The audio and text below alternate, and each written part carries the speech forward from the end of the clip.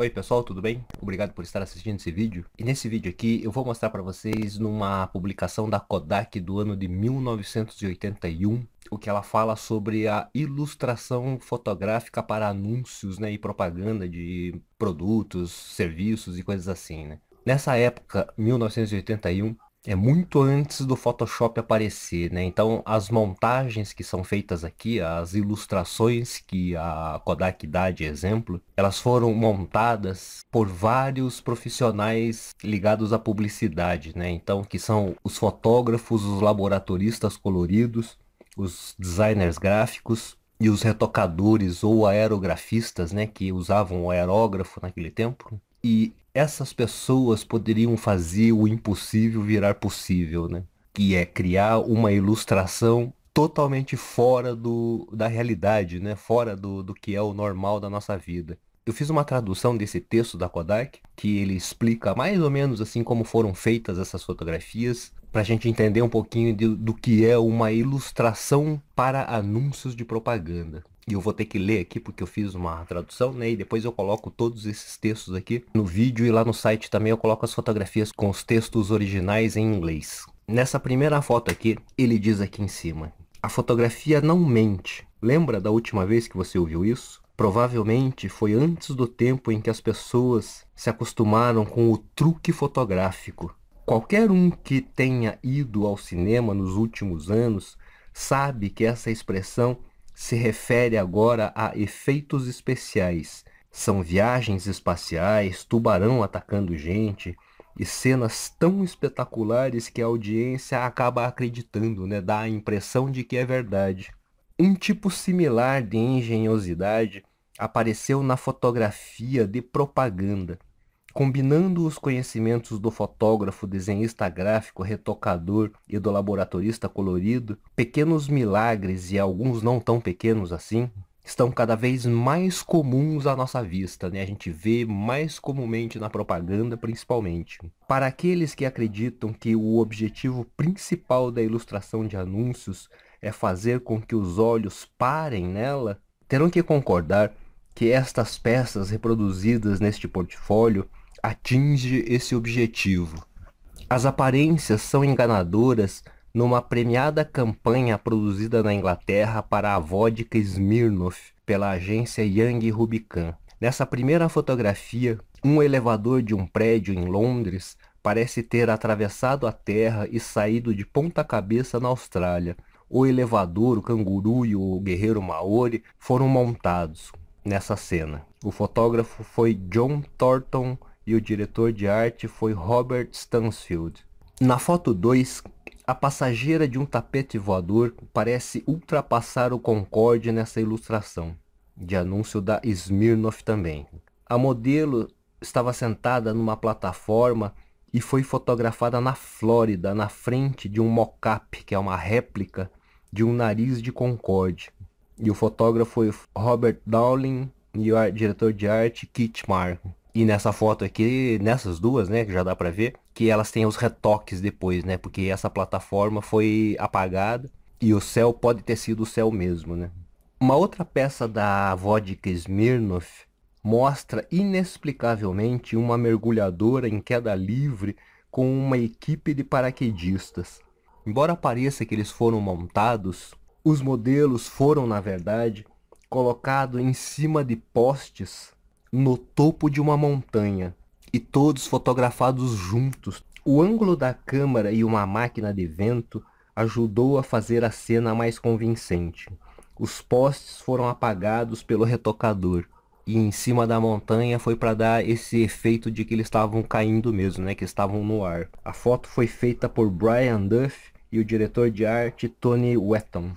Esse fotógrafo chamado Vern Hammarlund, ele goza de uma reputação internacional como um fotógrafo automotivo, mas ele não queria que seus clientes e possíveis clientes tivessem a percepção que o seu negócio no subúrbio de Detroit fosse limitado a automóveis. Por essa razão, ele se desafiou a criar uma reprodução fotográfica do quadro de C.M. Coolidge, dos cães jogando pôquer, e distribuir o pôster como propaganda do estúdio próprio, do estúdio dele, né? Para fazer isso, ele usou uma reprodução do quadro do século XIX como guia, e o Hammarlund e a sua equipe construíram a mesa e montaram o cenário igual ao quadro. Colocaram todas as peças bem parecido com o que era o quadro. Esses 5 cães parecidos com os do quadro foram recrutados como modelos e sentados na mesa. Assim, Hammarlund pôde determinar qual lente poderia fazer parecer que a câmera estivesse olhando para a mesa, como se fosse um garçom olhando para a mesa. Os cachorros não eram treinados e nem ficaram confortáveis sentados em cima do rabo. Assim, foi impossível fotografar todos ao mesmo tempo. Ao invés disso, ele fotografou-os individualmente, fazendo umas 20 fotos por cachorro para conseguir a pose correta. Foram depois montadas numa impressão de dye transfer de 5 cores, de onde foram feitas as separações para a impressão do pôster. No Golden Retriever, um arame foi preso na cabeça do cachorro para segurar o cachimbo na posição, e um tubo transparente passava através do cachimbo até um assistente escondido debaixo da mesa, assoprando a fumaça. No cinzeiro também era outro assistente soprando a fumaça. A foto é de Vern Hammarlund e o diretor de arte Chuck Pryor. Nessas 3 peças da Renault, 3 peças premiadas de propaganda da Renault, são parte de uma campanha francesa para a Renault. Mostra uma rara mistura de ousadia e arte. Na direita, um Renault 20 TS faz a curva próxima a um hotel-restaurante na Britânia. Ao fundo aparece a inconfundível formação rochosa do Monument Valley National Park nos Estados Unidos. O título explica que o carro encurta distâncias. E nas outras fotos também, né, existe essa ideia dessa encurtar as distâncias, né? E isso tudo dá pra gente ver que foi montado, né? Se existe alguma verdade na máxima sobre a força dos números, a campanha para a British Airways está entre as mais fortes da atualidade. O anúncio usa múltiplas exposições do apresentador Robert Morley. O interior do avião com 13 Morleys foi fotografado em Hollywood num estúdio e num mock-up de avião também, né, de interior de avião. A câmera ficou presa num tripé e uma série de fotos do ator em diferentes posições foram feitas e depois montadas. No clube em Londres também da mesma forma, né, foram colocada a câmera e foram feitas múltiplas exposições e depois montados, né, recortados e montados. Nessa outra foto aqui de peixes, o fotógrafo teve que fotografar 4 peixes diferentes, né? E ele teve que fazer essas fotografias logo após terem pescado esses peixes, né? Porque o peixe muda a cor de cor muito rápido, né? Depois que ele tira da água. E é uma propaganda para um fio de pesca chamada Sigma Mono, que é um fio monofilamento para pesca, né? E com essa linha você pode pescar esses 4 tipos de peixe, que é o tarpão, o musque, stripper e o largemouth, né? E todos os peixes, alguns são grandes e outros pequenos, né? E o trabalho dele foi feito isso, né? Ele fotografou 4 peixes e depois montou esses peixes num peixe só, né? E o fotógrafo foi o John Paul Andres, e o diretor de arte foi Paul Debs. E aqui ele conta também um pouco tal da dificuldade que foi fotografar alguns desses peixes, né?